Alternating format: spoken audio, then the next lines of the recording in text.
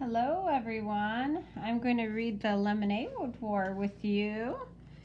I look forward to talking to you about it at school. So here we go. It's called The Lemonade War by Jacqueline Davies. The first chapter is called Slump. Slump, a drop in the activity of a business or the economy. Evan lay on his back in the dark, throwing the baseball up in the straight line and catching it in his bare hands. Thwop, thwop. The ball had made a satisfying sound as it slapped his palm. His legs flopped in a V. His arms stretched up to the ceiling, and the thought that if he missed, he'd probably break his nose made the game just interesting enough to keep going.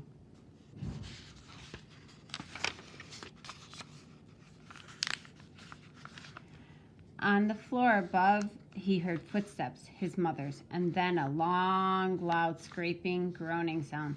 He stopped throwing the ball to listen.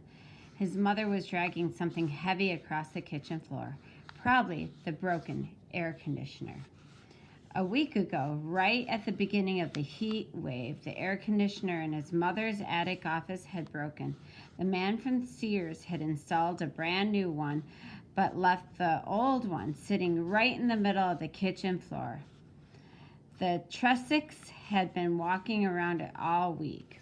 I bet you that's their last name. What do you guys think? Scrape! Evan stood up. His mom was strong, but this was a two-person job.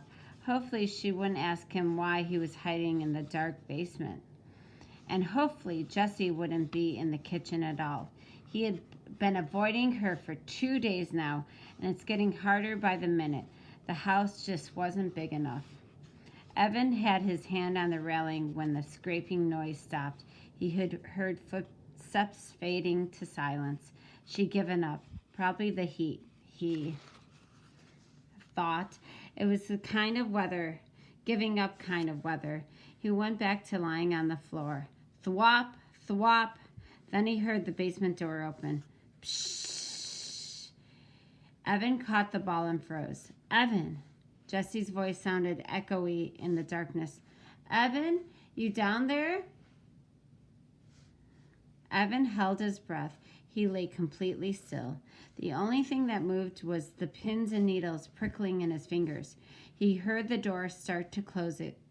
Long breath out, but then it stopped and opened again. Footsteps on the carpeted stairs. A black outline of Jessie's standing on the bottom step with the daylight squirting all around her. Evan didn't move a muscle. Evan, is that you? Jessie took one short step into the basement. Is that? She inched her way toward him, then kicked him with her bare foot. Hey, watch it, would ya? Said Evan, swatting her leg. He suddenly felt stupid, lying there in the dark.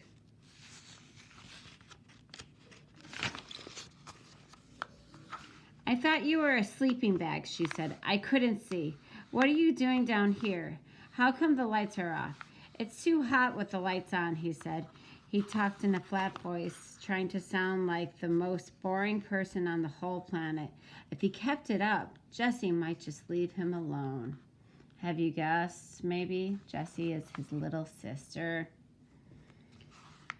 Mom's back in her office, said Jessie, lying down on the couch. Working? She groaned as she said the word. Evan didn't say anything. He went back to throwing the ball, straight up, straight down. Maybe silence would get Jessie to lead. He was starting to feel words piling up inside him, crowding his lungs, forcing out all the air. It was like having a chest full of bats beating their wings, fighting to get out.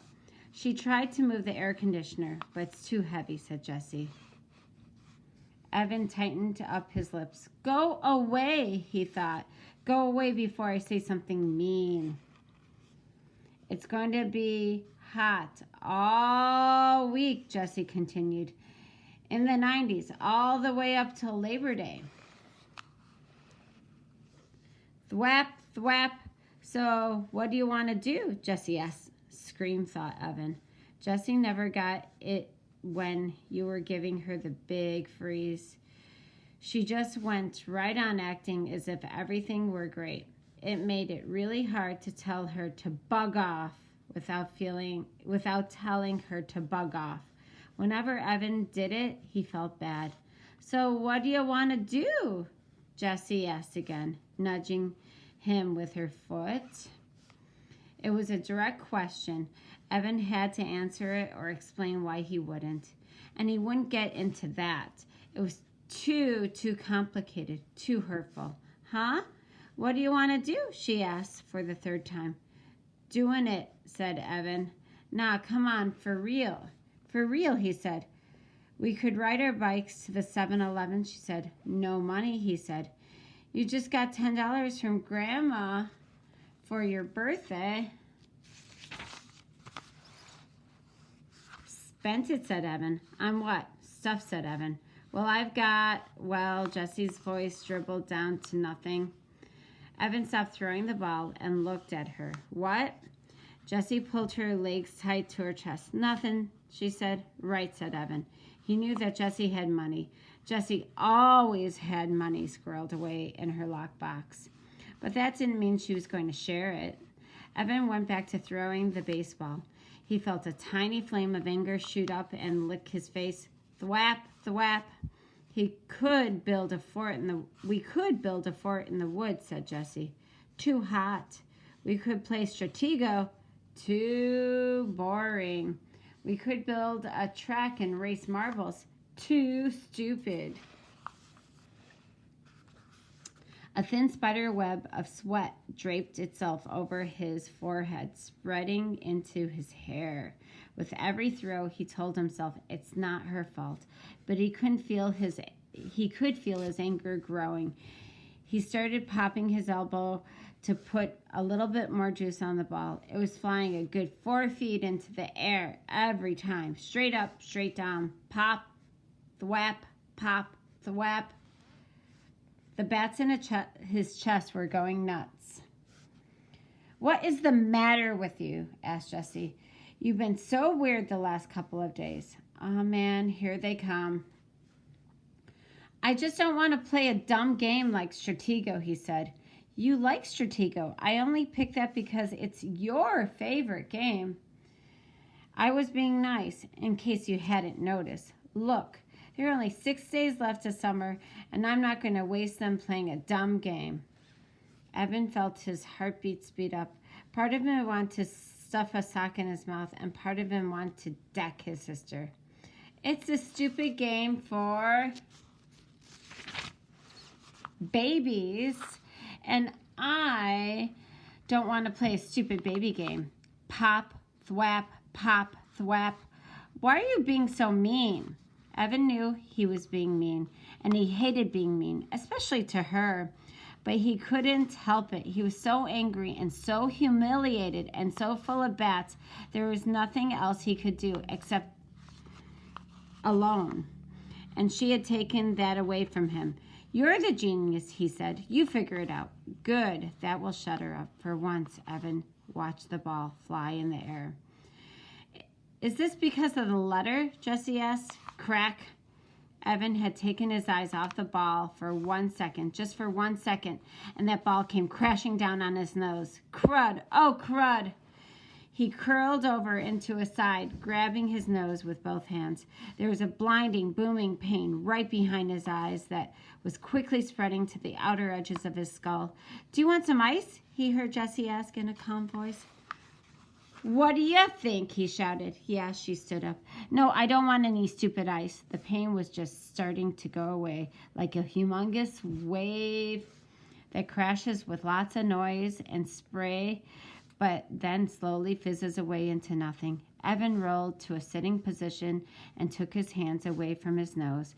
With his thumb and his index finger, he started to pinch the bridge. Was it still in a straight line? Jessie peered at his face in the dim light. You're not bleeding, she said. Yeah, well, it hurts, he said. A lot. It's not broken, she said. You don't know that, he said. You don't know everything, you know. You think you do, but you don't. It's not even swollen. You're making a big deal out of nothing. Evan held his nose with one hand and hit his sister's knee with the other. Then he picked up the baseball and struggled to his feet.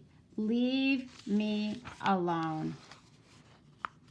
I came down here to get away from you, and you had to follow me. You ruined everything. You ruined my summer, and now you're going to ruin school.